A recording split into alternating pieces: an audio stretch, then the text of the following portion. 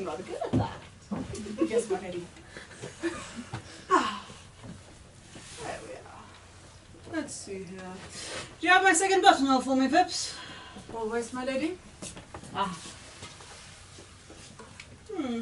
Rather distinguished thing, Phipps. You know, I am the only person of the least importance in London at present who wears a buttonhole. Yes, my lady. I have observed that.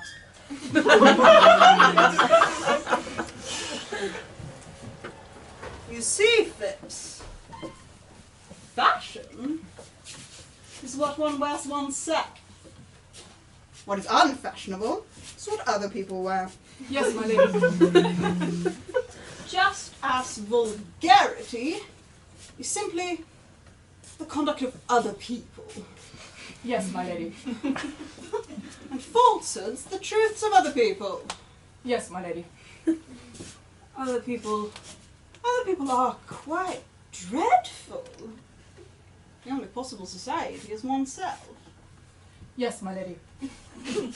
After all, Phipps, to love oneself is the beginning of a lifelong romance. Phipps. Yes, my lady. Phipps, what have you done?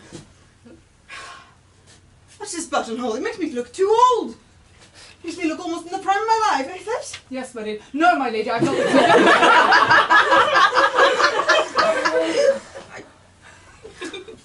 No, oh, it makes me look almost in the prime of my life. Absolutely not, my lady. For the future, I need a more trivial buttonhole, Phipps, on Thursday evenings. Yes, my lady, I shall speak to the florist. Please. He has had a death in the family as of late. Perhaps that accounts for the lack of triviality your ladyship of certain buttonhole. Well, tell him it's express. Absolutely, my lady. Well, rather extraordinary, though, isn't it? I don't know. They're always losing their relations. They are, aren't they? Yes, of course. I wish someone would do that. I've heard so, my lady, yes. Yes. They are, the unlucky are lucky in that respect, my lady. Yes, Your letters. Excellent. Yes, yes. Oh, I see there are 3 of them. Yes, my lady. That's fun. Oh, Phipps! Who brought this letter? It was delivered by hand just after your ladyship had gone to the club. Excellent. That'll do.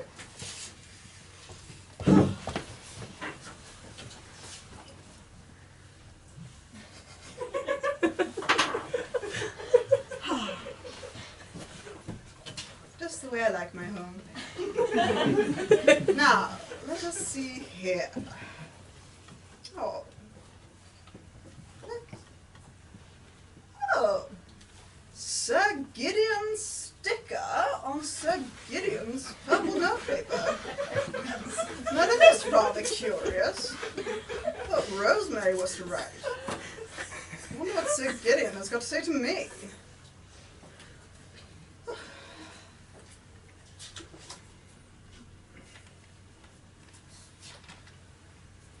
I want you. I trust you. I am coming to you. Gideon.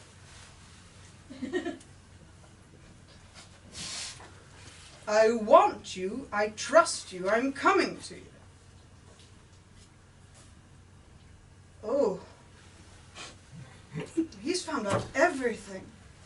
Oh, poor man, poor man.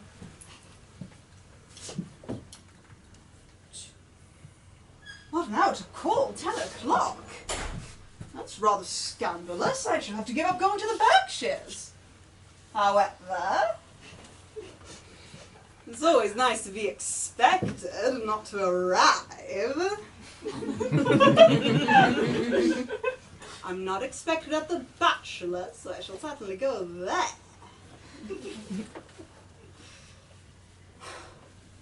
Well, I'll make him stand by his wife. It's the only thing for him to do. Only thing for any man to do. 10 o'clock, he should be here soon. I must tell Phipps not to tell him to anyone else. I am so sorry. Lady Caversham! Talent! Harmless parents always appear at the worst possible moment. Some extraordinary mistaken nature, I suppose. Delighted to see you, dear mother. No, I heard every part of that. I wish you wouldn't, mother. Take my cloak, madam. Is it really worthwhile, mother? Of course it is worthwhile. Oh, Which is the most comfortable chair? oh, that one, mother. It's the one I use myself when I visit us. No drafts in here, I hope. Oh, I hope not, mother. Good. No drafts at home. Can't stand drafts. Good Benny Breeze was from Lord Caversham, Mr. No?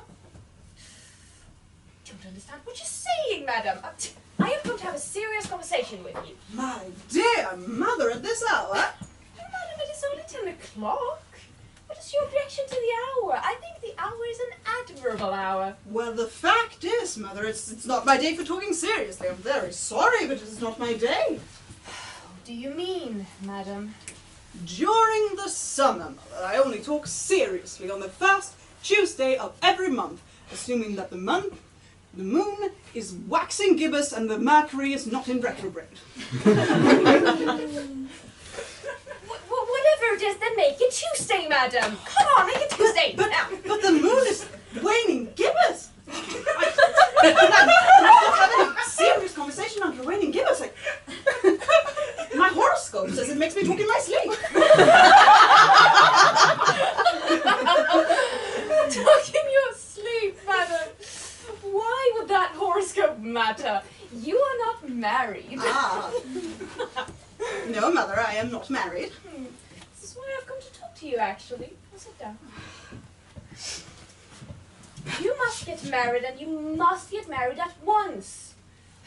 When I was at your age, I had been an inconsolable widow for 3 months, and I was already paying addresses to your admirable father. Yeah. Oh, I see. Damn, madam, it is your duty to get married. Everyone in a position is married nowadays. You cannot always be living for pleasure. Spinsters are not fashionable. You're a damaged lot and too much is known about them. But look at your very good friend, Lady Rosemary Chiltern, has gotten by hard work, principles, and a sensible marriage to a good man. Why would you not imitate her, madam? Would you not take her for model? I think I shall, mother. That should make me happy. At present, I make your father's life miserable on your account. You are heartless, madam. Truly heartless. I hope not, mother. And it is high time, too. You are 35 years of age, madam. Certainly not. On paper, I'm 34, but I only admit to 32. 31 and a half when I have a really good buttonhole. Perhaps make it down to 30 if I wear 2. I don't know if they stack.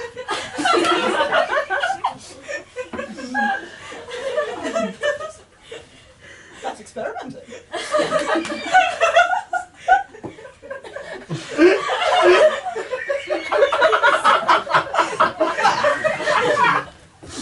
I think this has been a rather interesting conversation. No! I have called upon this evening for a technical purpose. And I will see you through, whether it be on my health or yours. Don't even reach for my cloak, madam. Certainly, mother, but let us go into another room. There's a dreadful draught here, so I hear. Ah, Phipps, is there a good fire in the smoking room? Of course, my lady. Mother! Please, come in here at once. Your sneezes are quite heart-rending. I suppose that I should have the right to sneeze whenever I want. 1, 2. I'll give you space and I'll... Social distancing.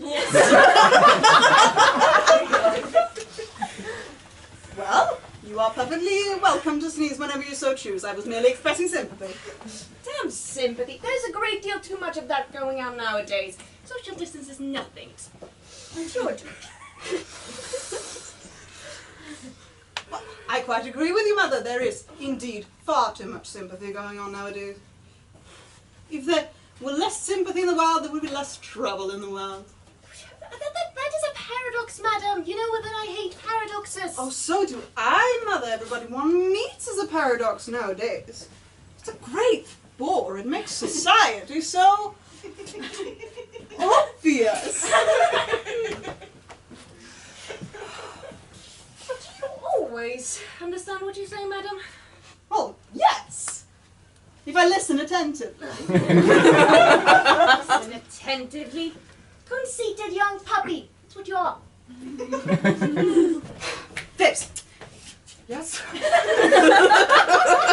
Please be serious. This is a very important matter. I have a It's your mother. I can't say something. I am well aware, but please listen to me. This is very important. I have a gentleman coming to see me tonight on particular business. Show him into the drawing room when he arrives. You my lady. understand? Yes, my lady. It is a matter of the gravest importance, I Phipps. understand, my lady. I need you to listen, please.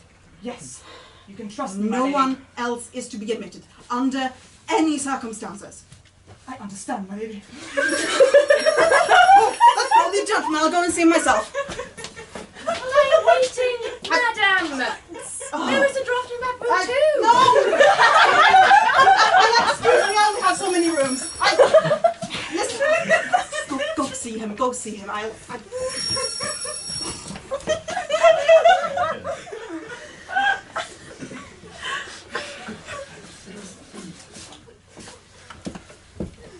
What name, sir? Is Lady Goring not here? I was told she was at home. Oh, Lady Goring is engaged at present with Lady Caversham. Oh, how very filial. My ladyship told me that if a gentleman were to call, I was to direct him to the drawing room. Her ladyship will meet you there. Lady Goring expects me. Yes, sir. Are you quite sure? She told me that if a gentleman were to call, I was to direct him to the drawing room. Her ladyship's instructions were very precise.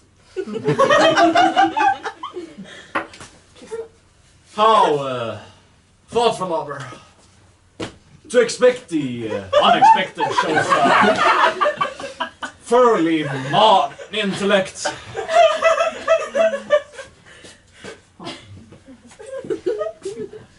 Oh! How dreary a spinster's drawing room always looks. I shall have to alter this. Oh, no. I don't care for that lamp. It is far too glaring. Light some candles. Certainly, sir. I hope the candles have very becoming shades. We have had no complaints of them, sir. As yet.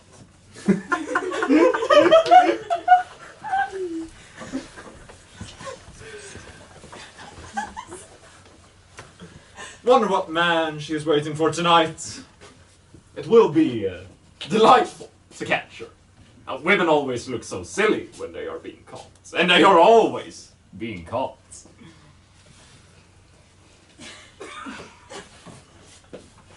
What a very interesting room.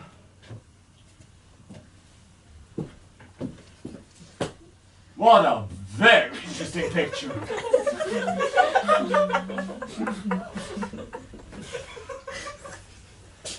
Wonder what her correspondence looks like. Oh, what a very uninteresting correspondence. Bills and cards, debts and invitations.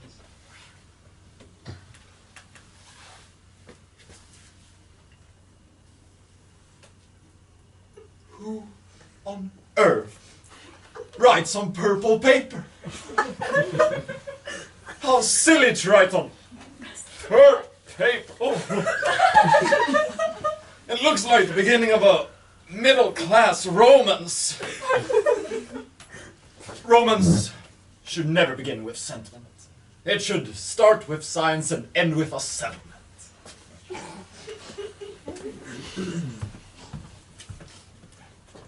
I recognize that handwriting. That is Gideon Chiltern's. Oh, I remember it perfectly. The 10 Commandments and every stroke of the pen and the moral law all over the page. Wonder what Gideon is writing to her about. There's something worried about me, I suppose. How I detest that man.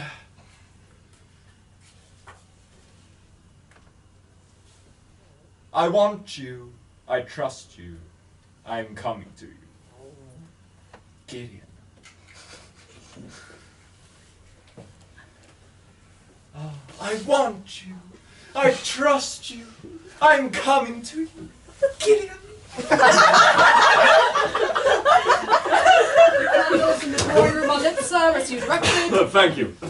I trust the shades will be very becoming. They are the most becoming that we have. They are the same ones my ladyship uses when she is dressing for dinner. Oh, then I am sure they will be perfectly right. Thank you.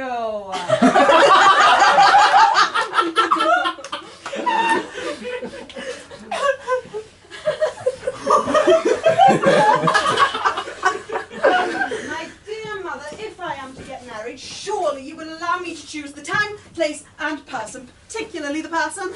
This is not a matter for you, madam. It is I should be consulted. You will probably make a very poor choice. There is property at stake here.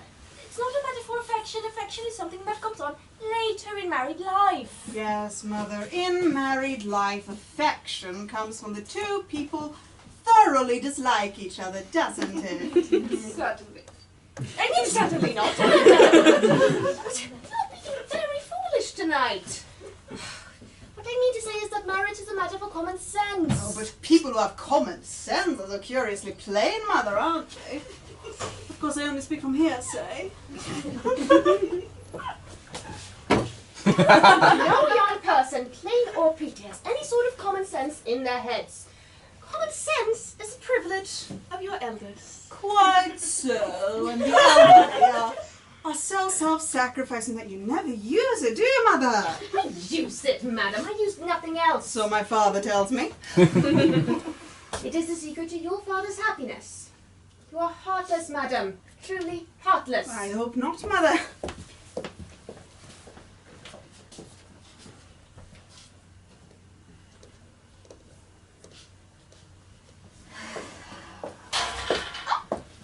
My dear Amelia, what a piece of good luck meeting you on your doorstep. Your servant had just told me you were not at home. How extraordinary. Oh, well, the fact is, Rosemary, I'm horribly busy tonight, and I gave orders I was not at home to anyone. Even my mother has had a comparatively cold reception. She finds a draught in every room. But you must be at home to me, Amelia. You're my best friend. Perhaps by tomorrow you will be my only friend. My husband has discovered everything. I guess as much. Really? How? Merely by something in the expression of your face as you came in. Who told him?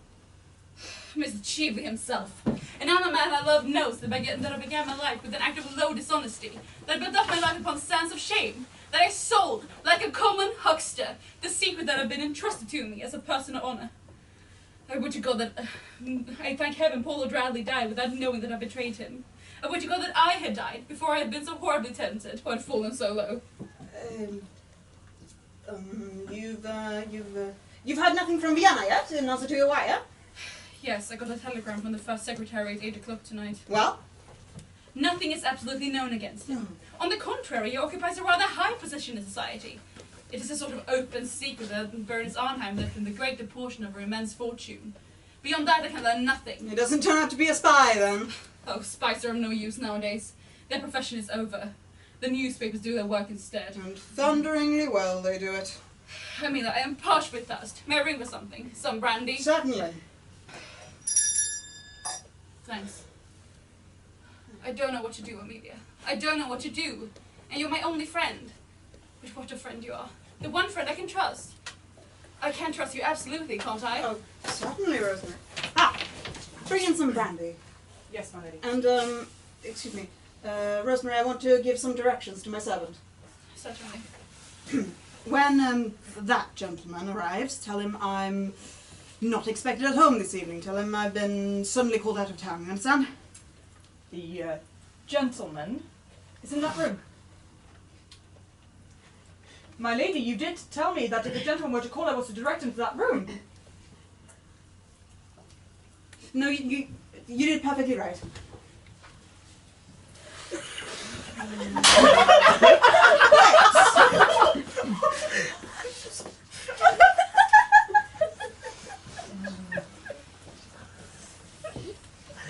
Oh, what a mess I'm in. No, I think I shall get through it. I'll give him a lecture through the door. Awkward thing to manage, though. Amelia, tell me what I should do. My life seems to have crumbled about me. I am a ship without a rudder and a night without a star. Rosemary, you love your husband, don't you? I love him more than anything in the world. I used to think ambition the great thing. It is not. Love is the great thing in the world. There is nothing but love, and I love him. But I am defamed in his eyes, and made noble in his eyes. There is a wide gulf between us now. He has found me out, Amelia. He has found me out. He has never in his life done some folly, some indiscretion, that he should not forgive her your sin? My husband. Never. He does not know what weakness or temptation is. I am of clay, but he stands apart as good people do, pitiless in his perfection, cold and stern and without mercy. But I love him, Amelia. We are childless, and I have no one else to love. No one else to love me. Perhaps if God had sent us children, he might have been kinder to me. But God has given us a lonely house, and now he has got my heart in two. Let us not talk of it. I was brutal to him this evening. But I suppose when sinners talk to saints, they are brutal always. I said to him things that were hideously true, on my side, from my standpoint, from the standpoint of women. But don't let us talk of that. Your husband will forgive you. Perhaps at this moment he is forgiving you. Hmm? He loves you, Rosemary. He loves you, Rosemary. Why should he not forgive? Oh, God grant it. God grant it. But there is something else I have to tell you, Amelia. What? Thank you.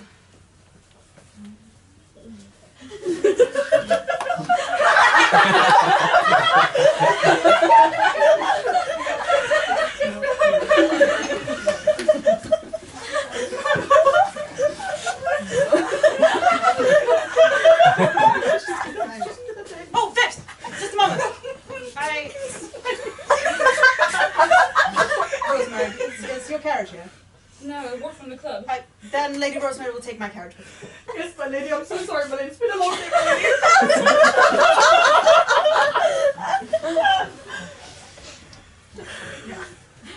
You well deserve it. One for the road, and I'm sorry, I have to send you away. No, Amelia, you must have let me stay for 5 minutes. I made up my mind what I'm going to do tonight in the house. The debate on Argentine canals will begin at 11. What was that? Nothing. I heard something in the next room. No, there is no one there. There is someone. There are lights in the room and a door is ajar. Someone has been listening. Amelia, what does this mean? It means, Rosemary, that you are excited, unnerved, had 2 glasses of brandy, please. Do you give me a word that there is no one there? Yes. Your word of honor? Yes. Amelia, let me say to myself. If there is no one there, why should I not look? Amelia, you mustn't be going to this room. Let me know that no eavesdropper has heard my life secret. You don't realize what I'm going through. Rosemary, this must stop. I have told you there is no one in that room, and that is enough. It is not enough. I insist on going into this room. You've told me there is no one there, so what reason can you have for refusing me? For God's sake, don't. There is someone there. Someone whom you must not see. I thought so. I forbid you to enter the room. Stand No. back. My life is at stake, and I don't care who is there, but I will know to whom it is I have told my secret and my shame. Oh, great heavens, her own husband! What explanation have you to give me for the presence of that man here? Rosemary, I swear to you on my honor, he is stainless and guiltless of all offense towards you. He's a vile and infamous thing! I don't say that!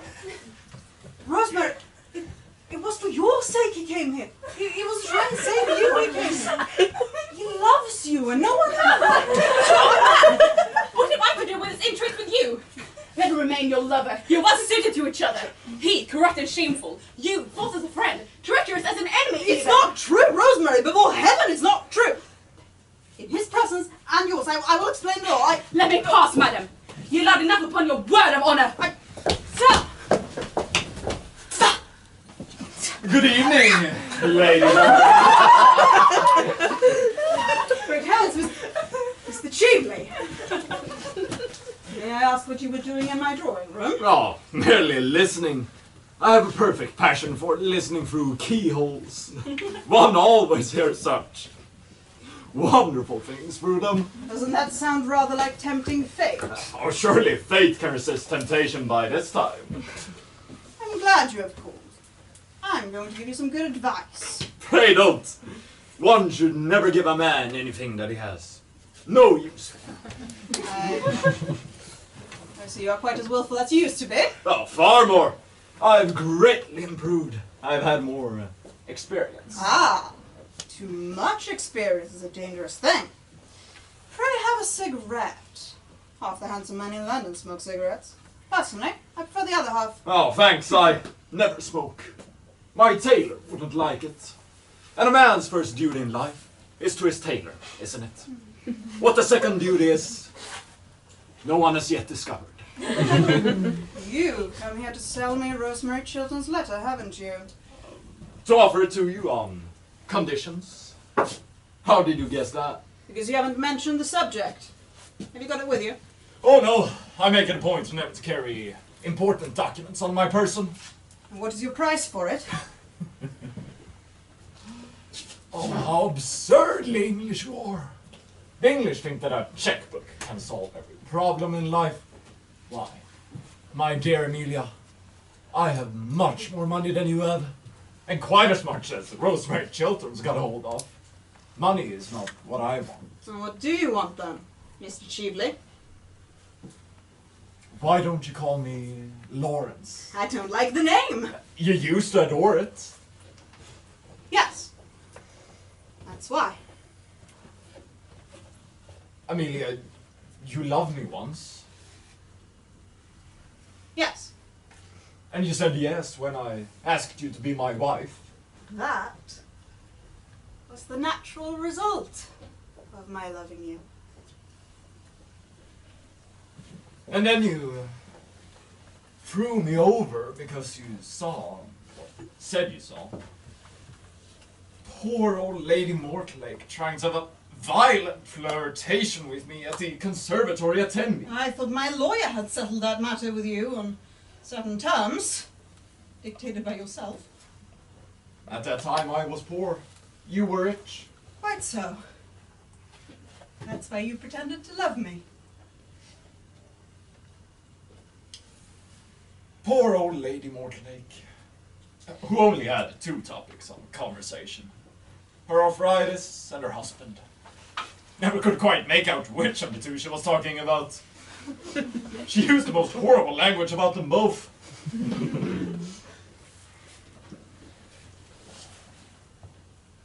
You were silly, Amelia. Why, poor old Lady Mortlake was never anything more than amusement. One of those utterly tedious amusements. One only finds at an English country house on an English country Sunday.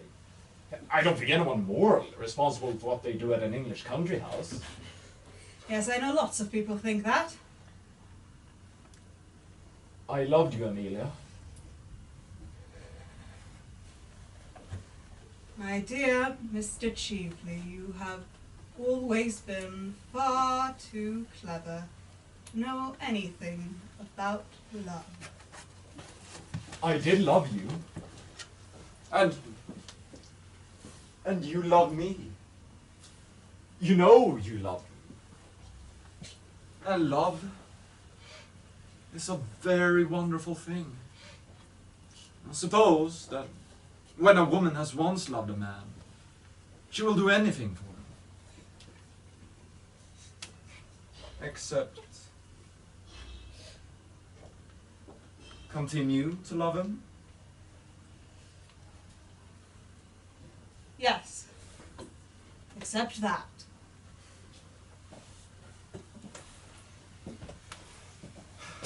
I'm tired of living abroad. I want to come back to England. I want to have a charming house here. If one could only teach the English how to talk, society would be quite civilized.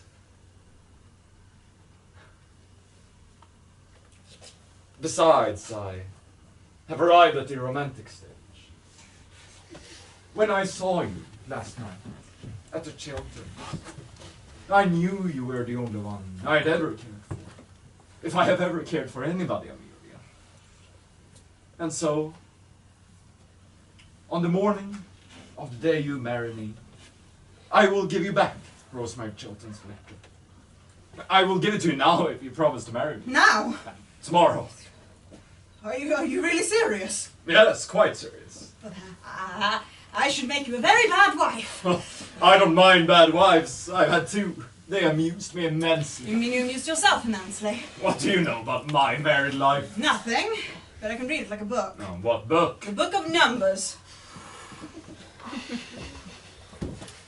Do you really think it is quite charming to be rude to guests in your own house? No, I do find you fascinating, Mr. Cheveley. Few would have the audacity to claim any sort of moral high ground from your position. I suppose that is meant for a compliment. My dear Amelia, men are never disarmed by compliments. Women always are. That is the difference between the two sexes. Men are never disarmed by anything, as far as I know them. Then you're going to allow your greatest friend, Rosemary Chiltern, to be ruined, rather than marry someone who has considerable attractions left. I thought you would have risen to some great height of self-sacrifice. I think you should. And the rest of your days you can spend in contemplating your own perfections. Well, I do that as it is, and self-sacrifice is really a thing that should be put down by law. It's so demoralizing for the people for whom one sacrifices oneself. They always go to the bad. As if anything could demoralize Rosemary Chiltern. You seem to forget I know her real character. What you know about her is not her real character. It was an act of folly done in her youth. Dishonorable, I admit. Shameful, I admit. Unworthy of her, I admit. And therefore, not her true character. Oh, how you women stand up for each other. How you men war against each other. I only war against one man. Against Gideon Chiltern.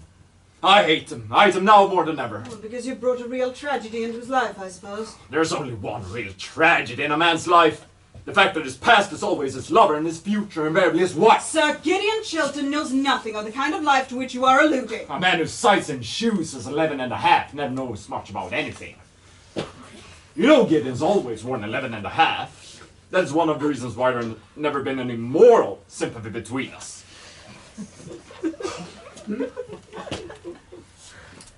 Well, Amelia, I suppose this romantic interview may be regarded as at an end. You will admit it was romantic, don't you? For the privilege of being your husband, I was ready to surrender a great price. The climax of my diplomatic career. You decline. Very well. If Lady Rosemary does not uphold my scheme, I expose her. Voila tout. You mustn't do that. It would be vile, horrible, Oh, infamous. don't use big words. They mean so little. It is a commercial transaction, that is all. There's no good mixing up sentimentality in it. I offered to sell Rosemary Chiltern a certain thing. If she won't pay me my price, she'll have to pay the world a greater price. There's no more to be said. I must go now. Won't you shake hands? With you? No. Your transaction with Rosemary Chiltern may pass as a loathsome commercial transaction of a loathsome commercial age, but you seem to have forgotten that you came here to talk of love. You, whose lips desecrated the word love. You, to whom the thing is a book closely sealed, went this afternoon to the house of one of the most noble and gentle men in the world to degrade his wife and his ex, to try to kill his love for her, to put poison in his heart and bitterness in his life, to break his idol and, it may be, spoil his soul. That was horrible. That I cannot forgive you. For that, there can be no forgiveness. Amelia, you are unjust to me. Believe me, you are quite unjust to me. I didn't go to Tante Gideon at all. I had no intention of doing anything of the kind when I entered. I called with Lady Markby simply to ask whether an ornament, a pocket watch of mine, had been found at the shelters. If you don't believe me, you can ask Lady Markby. She will tell you it is true. The scene that occurred happened after Lady Markby had left and was reinforced on me by Gideon's rudeness and snares. I called, a little out of malice if you like, simply to ask whether a diamond watch of mine had been found at the shelters. That was the origin of the whole thing. A diamond watch? With a ruby? Yes. How did you know? Because it is found. In point of fact, I found it myself, and I stupidly forgot to tell the butler anything about it as I was leaving. It's, This is it? Oh, yes. I am so glad to get it back. It was a present. Won't you wear it? Certainly, if you put it on. Why do you put it on my arm? I never knew it could be worn as a wristwatch. Really? No, but it looks very well on me as a bracelet, don't you think? Oh, it does.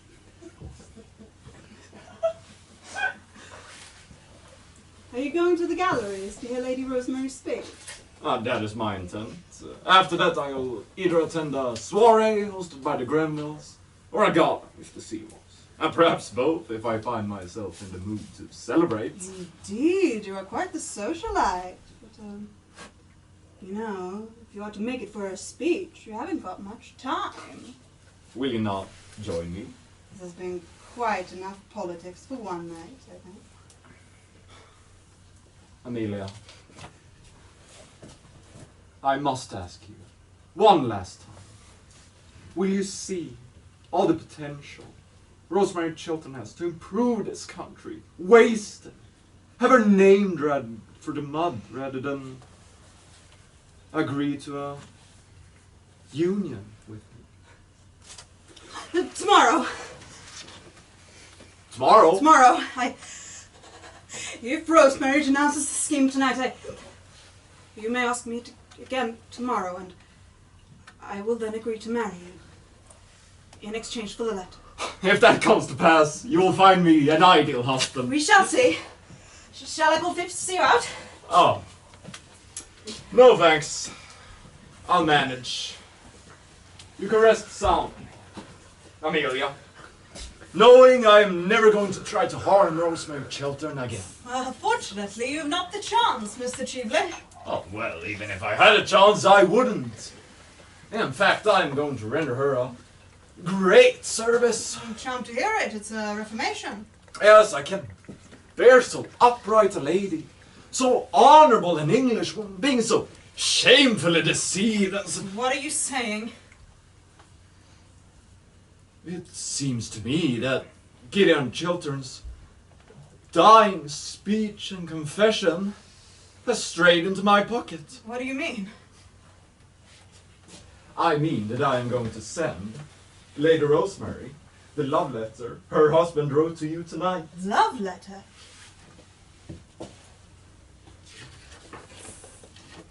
I want you. I trust you. I'm coming to you, Gideon! Give it back, Lawrence! Only one letter from matrimony, I am afraid. Surely this one's not half so terrible as the other.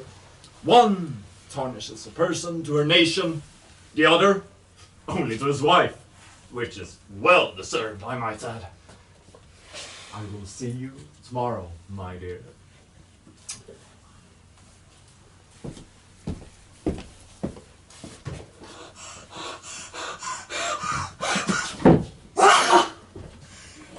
Damn it!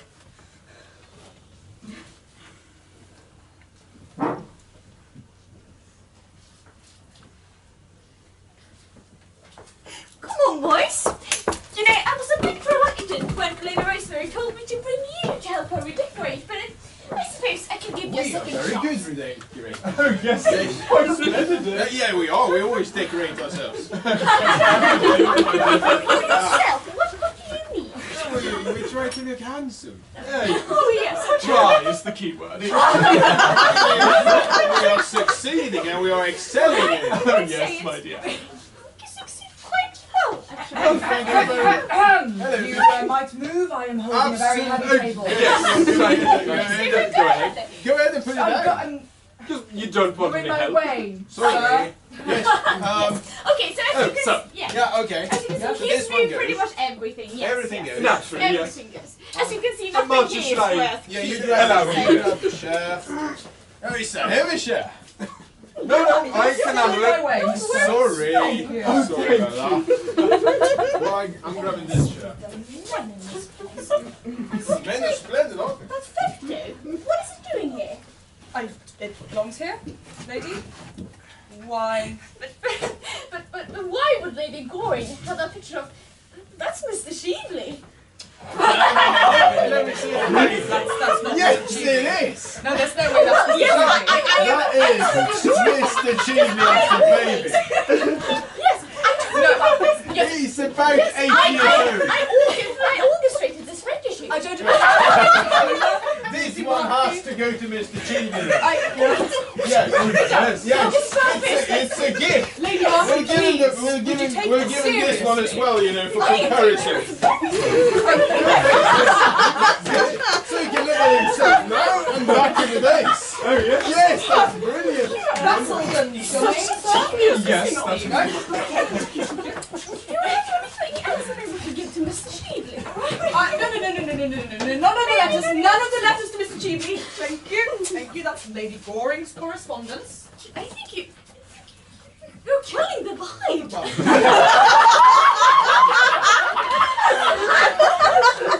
I would appreciate if you conducted this redecoration as quickly as possible so that you may be out of Lady Goring's house. Well, I do things quickly.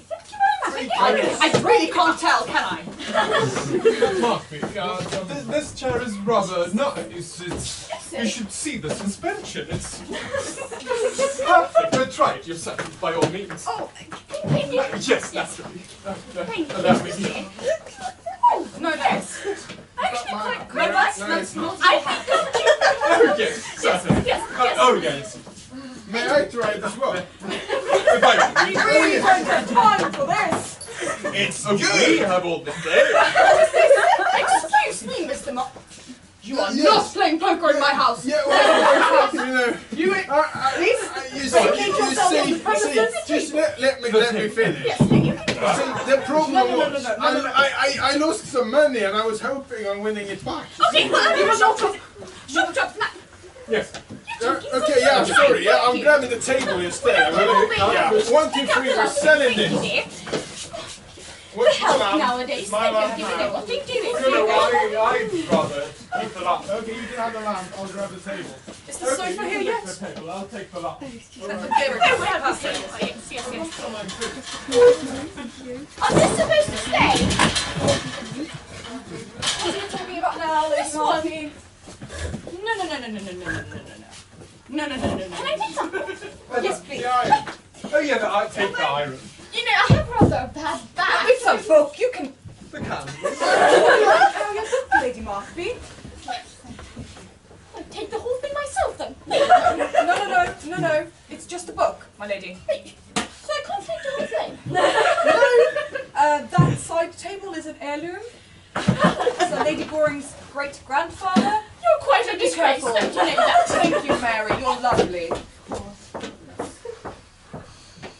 What's going on, Faith? If I have to spend one more day with Lady Markby, I do not know what I will do. You didn't hear this from me, but if there ever was a time when one could slip something into a drink, I'm not saying what you have to do. I'm just saying, write me a telegram. Next time she's coming to a party. Just please, Mary. We have not had this conversation. Wonderful, thank you. I hope that means yes. fine organic poison they break down in the body.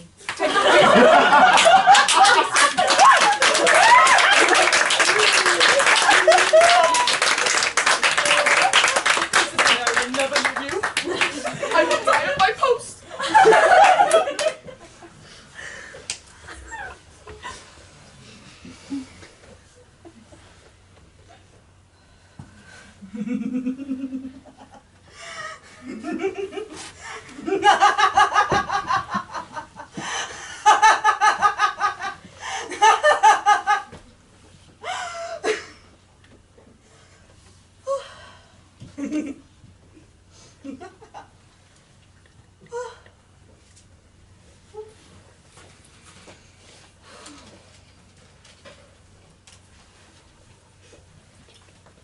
Well, this is rather a nuisance, isn't it?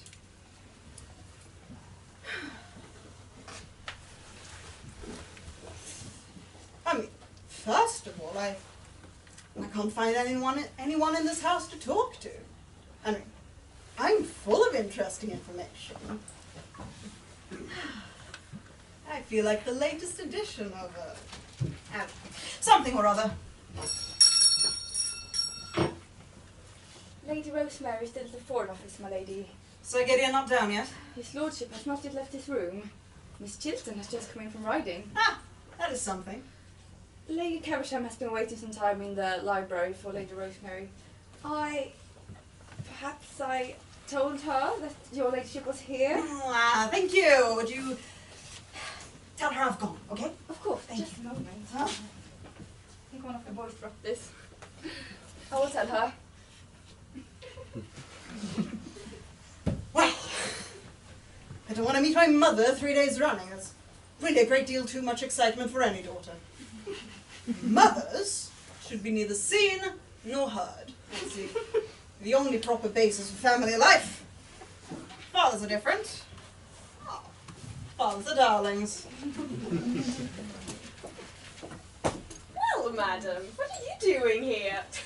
Wasting your time as usual, I suppose. My dear mother, when one pays a visit, it is for the purpose of wasting other people's time. Not one's own, isn't it?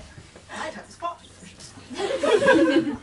Have you been thinking over about what we spoke about last night? I've been thinking about nothing else. Well, engaged to be married yet? Not yet, but that might change before lunchtime. You can have until dinner time if it is of any convenience to you, madam. Thanks awfully, Mother, but I think I'd sooner want to be engaged before lunch. You know, I never really know when you're being serious or not, madam. Neither do I, Mother.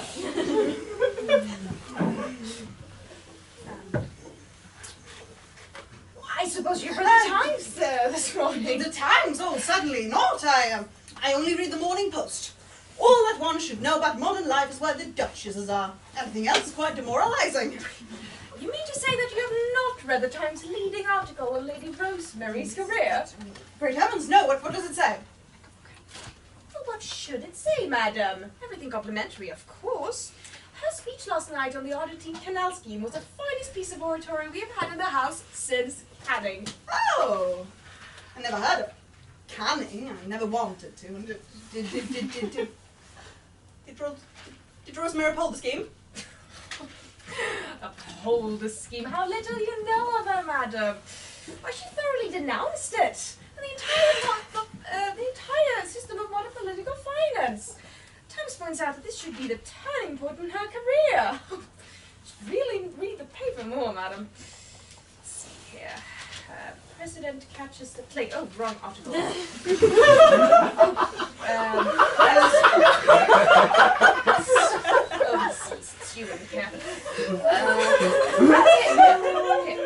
Lady Rosemary Chilton, yes, most rising of our young politicians, brilliant orator, unblemished career, a well-known integrity of character, naturally, represents what is best in English public life. Noble contrast to the lax morality so common among foreign politicians. Couldn't say that myself. They will never say that about you, madam. Oh, I sincerely hope not, Mother. However, I'm delighted at what you tell me about Rosemary. Thoroughly delighted. Shows she's got pluck. She's got more than pluck, madam. She has got genius. Ah, I prefer pluck. It's not so common nowadays as genius is. I wish you would go into Parliament. My dear Mother, only people who look dull ever get into the House of Commons, and only people who are dull ever succeed there. Why don't you try to do something useful with your life? But I'm far too young. I hate this affectation of youth, madam. It's a great deal too prevalent these days. Youth isn't an affectation. Youth is an art.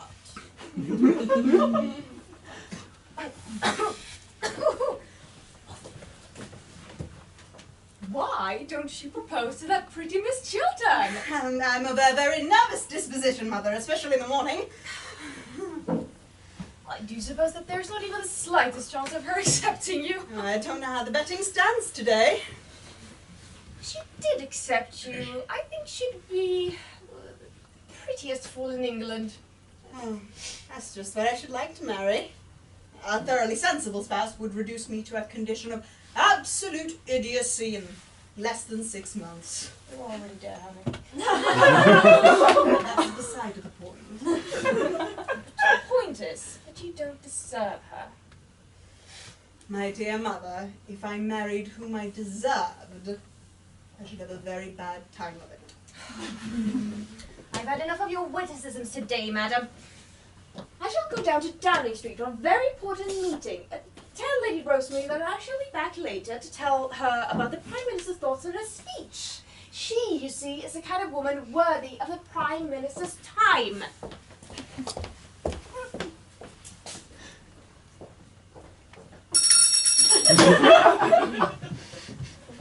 Sir Gideon left his room yet? No, my lady. Will you tell him I'm here and have urgent matters to discuss with him? I will, my lady.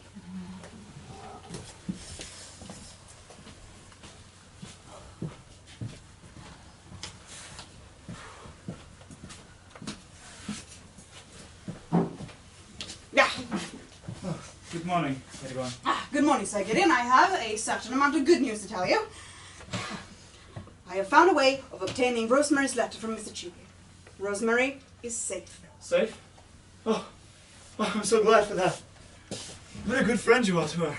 To us. Yes, there's only one person now that could be said to be in any danger. Who is that? Yourself. I? In danger? Ah, What do you mean? Danger is too great a word. It's a word I should not have used. But I admit, I have something to tell you that may distress you. That terribly distresses me. Last night, you wrote me a very beautiful letter asking me for my help. You wrote to me as one of your oldest friends, one of your wife's oldest friends. Mr. Cheveley stole that letter from my rooms. Well, what use is it to him? Why should he not have it? Well, Mr. Cheveley puts a certain construction on that letter and proposes to send it to your wife. What construction could he put on it?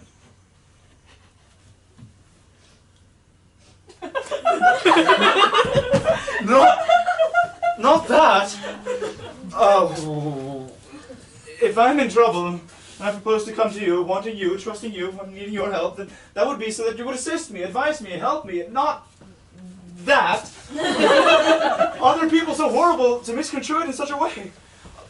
Tell me what happened. Tell me all that happened. Okay, well, come sit down. Last night, Mr. Cheveley was concealed in a room adjoining my library without my knowledge. I thought the person who was in that room was yourself. Rosemary came in unexpectedly. Something made a noise in that room. She forced her way in and she discovered him. We had a terrible scene. I still thought it was you. She left me in anger. At the end of everything, Mr. Cheveley got possession of your letter. He stole it. When or how, I don't know. Wow. That's a lot. At what hour did this happen? At 10:30. And now I propose that we go and tell Rosemary the whole thing. You want me to tell Rosemary that the man you were expecting, concealed in your rooms, was not Mr. Cheveley, but myself? You want me to tell Rosemary that? I think it is better that she should know the exact truth. I couldn't. May I do it? No! Sir Gideon, you are wrong. No. The letter must be intercepted, that is all. But how can I do it? Letters arrive for her every moment of the day. Her secretaries open them and hand them to her. I could not ask her servants to bring me her letters. That would be impossible. Please tell me what to do. Okay, Sir Gideon, sit down. We've got this. You said her secretaries open her letters. Yes. Who's with her today? Mr. Trafford, isn't it? No, Mr. Muffin, I think. You can trust him? I don't know. He would do what you asked of him, wouldn't he? I think so. Your letter was on purple paper, wasn't it? He would recognize it without looking at it, wouldn't he? Right. But by the colour. I suppose so. He is he in the house right now? Yes. All right. I will go and see Mr. Mumford. Yes. And tell him that a certain letter written on purple paper is to be forwarded to Rosemary tonight, and at all costs, it must not reach her. Speak of the devil, and indeed she appears. Good morning, Lady Goring, Gideon. Mabel! Good morning, Sir Gideon. Amelia, thank you for a most charming conversation, Miss Mabel. Mr. Cheveley, I would like for you to remove yourself from my house and from my family. I suppose you've already given Rosemary my letter. Is that not enough? I left it with Lady Rosemary's secretary, yes, but I marvel at your tone, Sir Gideon. Is this how you choose to address the soon-to-be husband of a close friend? I beg your pardon. It is tomorrow, Amelia. Will you honor our agreement from last night?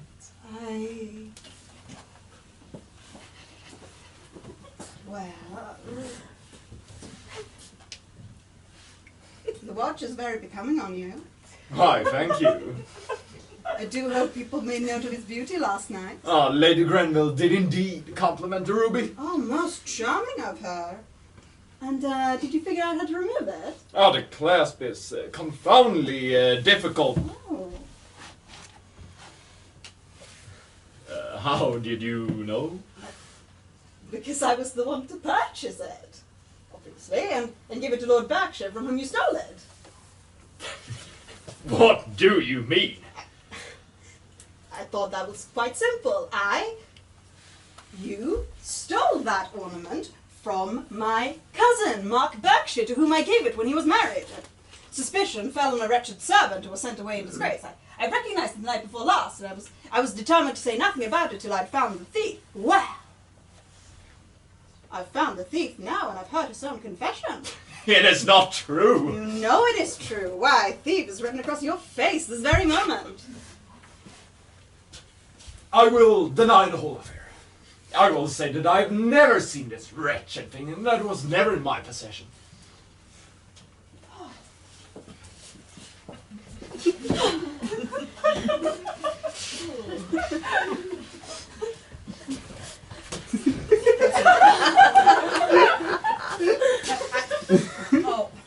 Oh, this is just painful. Chiefly, would you question the word of Lady Granville, who must remember such a beautiful ruby? You see, the drawback of stealing a thing, Mr. Cheveley, is that one never knows how wonderful the thing that one steals is. You can't get the watch off unless you know where the spring is. And, I see you don't know where the spring is. It's rather difficult to find. Balax, you coward! Oh, don't use big words! They mean so little.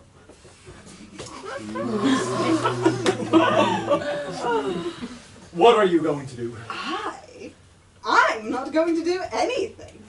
Sir Gideon, however, is going to ring for a servant. She's quite admirable, you see. Always comes in the moment one rings for her.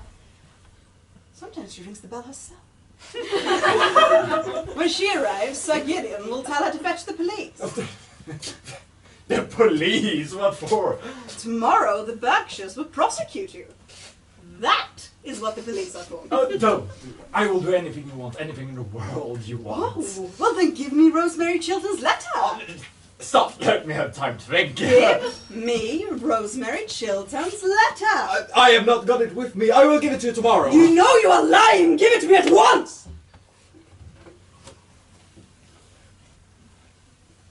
Huh. This is it. Yes.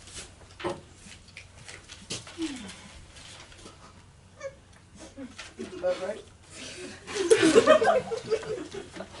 Well, you know, you're so well dressed a man, Mr. Cheveley. You have moments of admirable common sense. I congratulate you.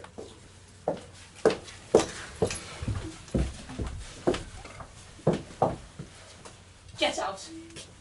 I don't care what you choose to do with my letter. I have made my choice and I will face the consequences. Now leave my house.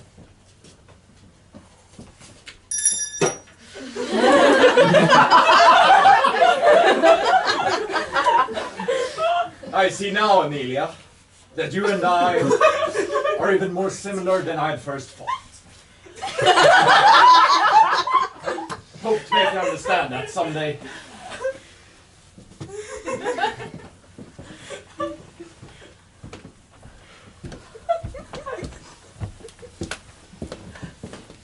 Oh, but what's this?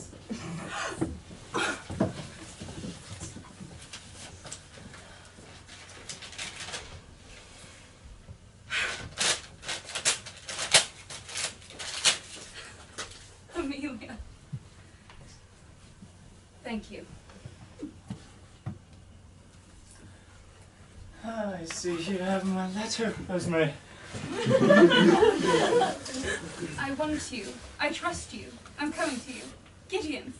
Oh, my love, is this true? Do you indeed trust me and want me? And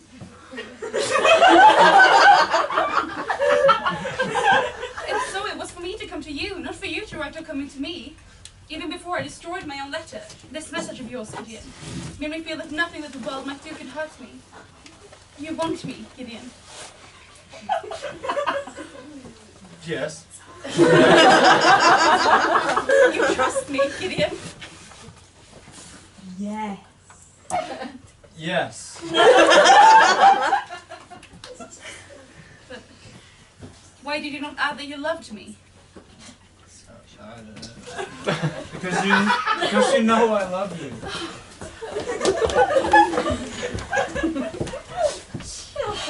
No, wait. Oh, why? I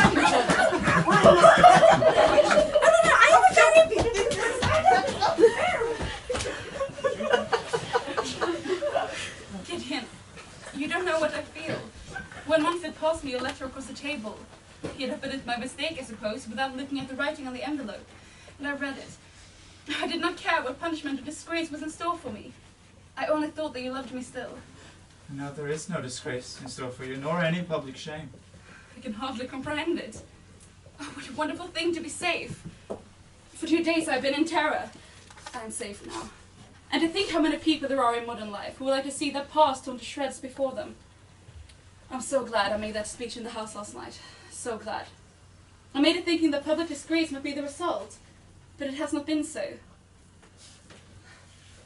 Public honor has been the result. I think so. I fear so, almost. For although I am safe from detection, although every proof against me is destroyed, I suppose...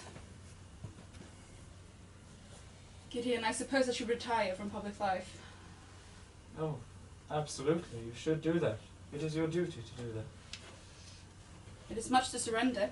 There will be much to gain. And you would be happy living somewhere alone with me, abroad perhaps, or in the countryside, away from London, away from public life. You would have no regrets? None, Rosemary. And your ambition for me? You used to be ambitious for me. My ambition. I have none now, but that we two may love each other. It was your ambition that led you astray. Let us not talk about ambition. And one day, if I am a disturbance, they will see that I am a welcome woman with you, which news that I bring. Lady Caversham. Sir Gideon, lovely to see you. And Lady Rosemary Chilton, warmest congratulations last night on your beautiful speech. I have just come down from Downing Street, and the Prime Minister has left you the vacant seat in the cabinet. A seat in the cabinet? Yes. Oh yes, here is the Prime Minister's letter with his special stickers.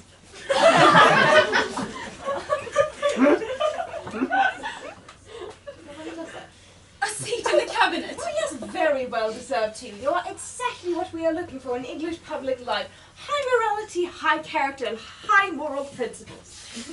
Everything she has and you never will have, madam. I don't like principles, Mother. I prefer prejudices. I cannot accept this offer, Lady Caversham. I made up my mind to decline it. Decline it, madam? Yes, it is my intention to retire at once from public life. Just decline a seat in the cabinet and retire from public life? I've never heard of such nonsense. Please excuse me. Don't grin like that. No, Mother. Sir Gideon, you are a sensible man. The most sensible man I know. Perhaps even the most sensible man in London. Would you please convince your wife that she is very much in there. Would you please do that, Sir Gideon? I think my wife is right in her determination, Lady Caversham. I approve of it. I admire her for it. I admire her immensely. I have never admired her so much before. She is finer than even I thought.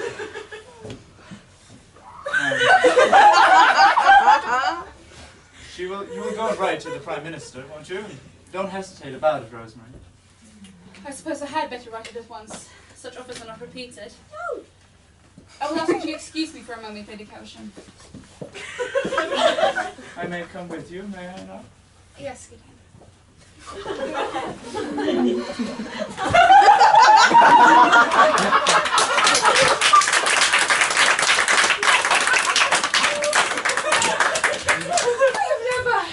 Of such nonsense! Is there something wrong up here? Idiocy? Look at me, madam.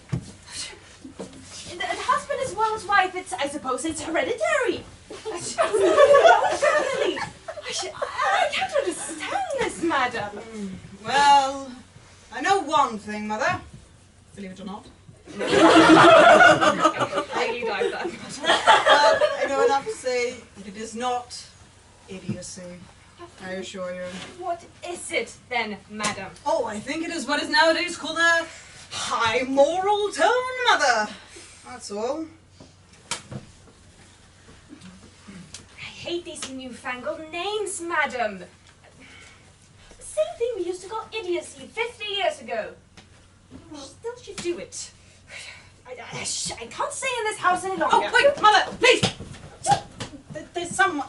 Come in here. Come in here, please. And then handling me like this, madam, I will draw in your allowance. Listen. There's someone in here I wish you to talk to. What about, madam? What about me, Mother? Not a subject on which eloquence is possible? No, but the lady's like me. She doesn't care much for eloquence in others. She thinks it's a little loud.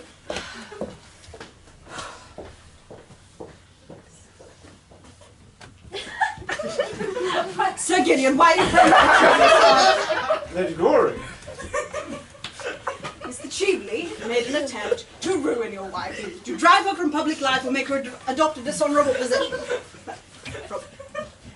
Please listen. Yes. It's something very important to explain to you that Mr. Cheveley made an attempt to ruin your wife, either to drive her from public life or make her adopt a dishonourable position. Now, from the latter tragedy, you saved her. The former you are now thrusting upon her. Why should you do her the wrong Mr. Cheveley tried to do and failed? I don't understand. Sir Gideon, allow me. Last night you said you wrote me a letter. Last night you wrote me a letter in which you said you trusted me and wanted my help. Now is the moment when you really want my help. Now is the moment when you have got to trust me. To trust in my counsel and judgment. You love Rosemary. Do you want to kill her love for you? What sort of existence will she have if you rob her of the splendor of a great political career? If you close the doors of public life against her? If you bar her to a sterile future? She was made for triumph and success. Spouses aren't meant to judge us, but to forgive us when we need forgiveness. Pardon, not punishment, is their mission. Why should you scourge her with rods for a sin done in her youth, before she knew you, before she knew herself? Don't make any terrible mistakes, Arcadia. A husband who can keep a wife's love, and love her in return, has done all the world wants of him, or should want of him. But it is my wife herself who wishes to retire from public life. She feels it is her duty. It was she who first said so. Rather than lose your love, Rosemary would do anything. Wreck her whole career as she's on the brink of doing now. She's making, for you, a terrible sacrifice. Take my advice, Sir Gideon, and do not accept a sacrifice so great. If you do, you will live to repent it bitterly. People are not made to accept such sacrifices from each other. We are not worthy of them. And besides, Rosemary has been punished enough. We've both been punished. I set her up too high. Do not for that reason set her down too low now. If she has fallen from her altar, do not thrust her into the mire. Failure to Rosemary would be the very mire of shame. Power is her passion. She would lose everything, even her power to feel love. Sir Gideon, your wife's life is at this moment in your hands. Your wife's love is in your hands. Don't damage them. Gideon, here's a draft of my letter. Shall I read it to you? Let me see it.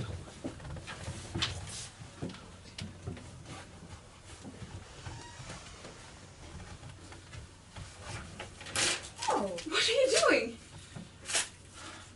People are not made to accept sacrifices from each other. I have just learnt this, and much else with it, from Lady Goring. And I will not spoil your life for you. You've been punished enough. Rosie. Thank you. And Amelia, it seems I am always to be in your debt. I don't know what I can do to repay you for all that you have done for me. Oh, my dear friend, I'll tell you at once. I would like, that is to say, I'm about to ask, and if she accepts me, I would very much like your blessing with my pigs. I'm going about this all wrong. I must ask her first. Give me just a moment.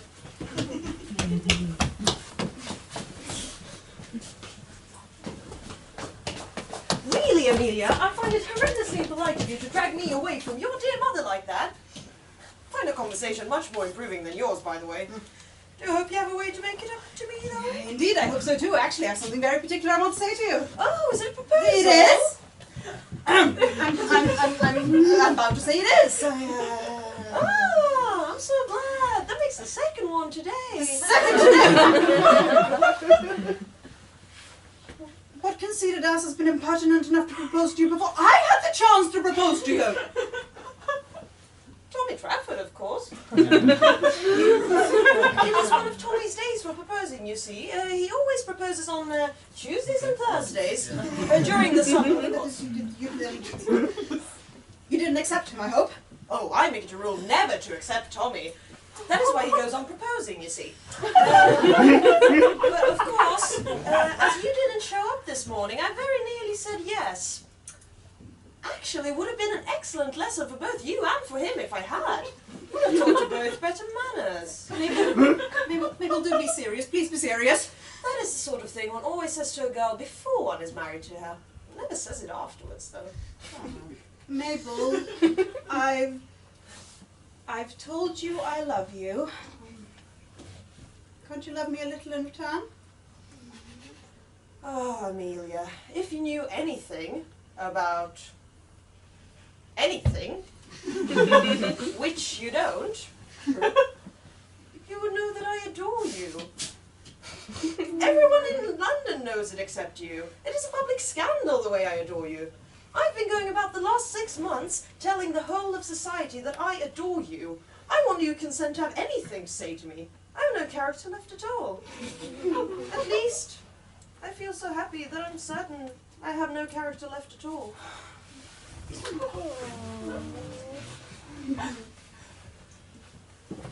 You know, I was awfully afraid of being refused. Ah, but you have never been refused by anyone yet, have you? Can't imagine anyone refusing you. And of course, I'm not nearly good enough for you, Mabel. Oh, I'm so glad, darling. I was afraid you were. And I'm a little over 30. Oh dear, you look weeks younger than that. How sweet of you to say so. It's only fair to tell you that I'm fearfully extravagant. Oh, so am I. So we should agree.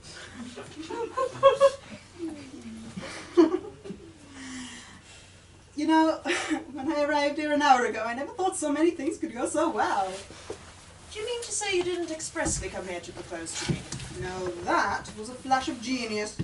Your first. My last. Delighted to hear it.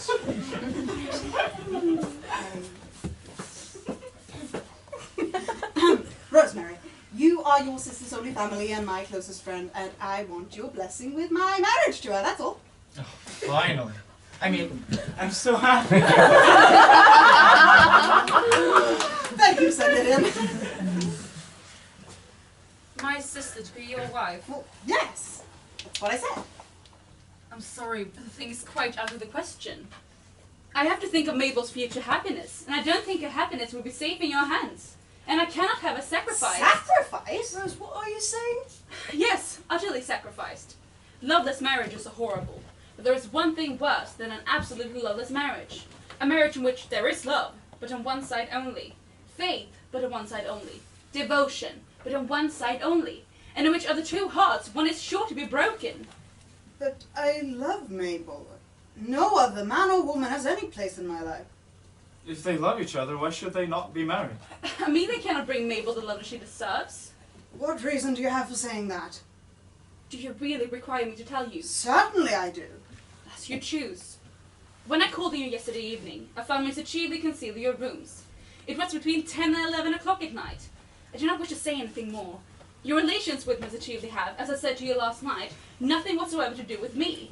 I know you were engaged to be married to him once. The fascinations exercised over you then seem to have returned. You spoke to me last night of him as a man pure and stainless, a man whom you respected and honoured. That may be so, but I cannot give my blessing to the union between my sister and you. It would be wrong of me. It would be unjust, infamously unjust to her. Amelia, why are you not responding? I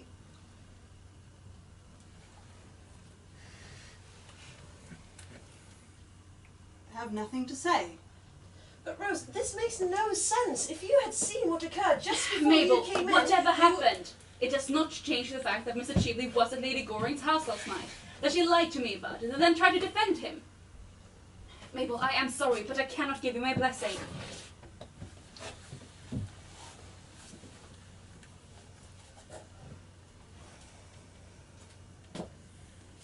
It was not Mr. Cheveley whom Lady Goring was expecting last night. Not Mr. Cheveley? Who was it then? Sir Gideon. Oh, yes, actually. It was your own husband. Yesterday afternoon, Lady Goring told me that if ever I was in trouble, I could come to her for help and advice, as seeing as she was, and is, our closest and best friend. Later on, after that terrible scene in this room, I wrote to her telling her that I wanted her, that I had need of her, trusted her, and wanted her help. Yes, that letter. I didn't go. I felt that it was from ourselves alone that help could come. Pride made me think that. Mr. Cheevely went, and he stole my letter and had it sent anonymously to you so that you should think that. I cannot tell you what he wished you to think. What? Had I fallen so low in your eyes that you thought that even for a moment I could have doubted your goodness? Gideon, I could never question your morality for a moment. But you are making me wonder about your wits, the both of you. That's fair enough. Amelia, you can go to Mabel, and you have my best wishes. Oh, stop a moment. There is no name at the beginning of this letter. There should be a name. The brilliant Mr. Cheevely does not seem to have noticed that. Then you write yours. It is you I trust in me. Well, really, Sir Gideon, I think I should have backed my own letter. No, you shall have Mabel. I would say that's more than fair. Oh, darling. Oh, madam! You do not mean to say that this clever, charming, beautiful, amazing young lady has been so, well, kind, I guess, enough. Certainly, Mother. I know, I'm marrying up. It's wonderful. And the children's been wise enough to accept that seat in the cabinet as well. Oh, well, I am very happy to hear that, Lady Chiltern. As I do say, if the country has not gone to the radicals or the dogs, I think we shall see you as Prime Minister one day. Luncheon is on the table. So maybe you shouldn't have eaten that just now. You will stop to luncheon still, won't you, Lady Cavisham? Yes, yes, of course I will. And afterwards I will drive you down to Downing Street, Lady Chiltern. You have a bright future ahead of you, a bright future. But as for you, madam, I suppose your future will have to be entirely domestic. Oh, yes, Mother. I prefer it domestic. And if you do not make an ideal wife to this clever, beautiful, amazing, wonderful young lady, I shall cut you off with a shilling. I'm counting on it. Yes. An ideal wife, huh? Don't know if I like that, really. Sounds like something in the next world. What would you want her to be, my dear? She can be whatever she chooses. All I want to be is... oh, a real wife to her. I do say there is a good deal of common sense in that.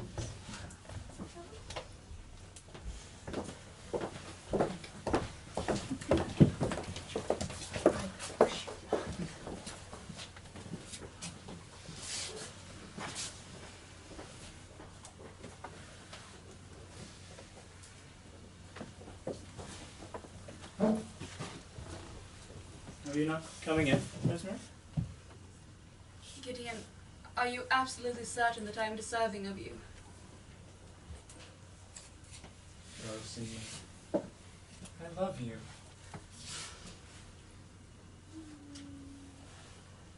Shall we? We shall.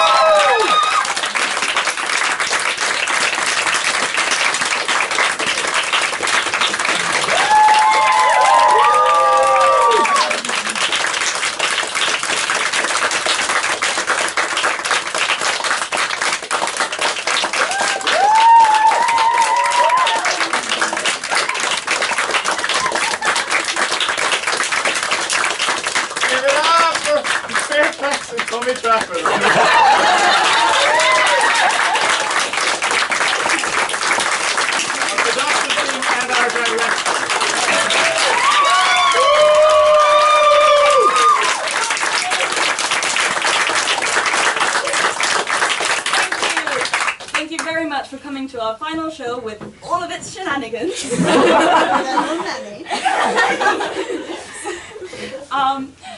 If you want to talk to the actors, please go outside and they'll come to you there. Follow us on social media to hear about our upcoming projects. And thank you for being such an amazing audience. Good night.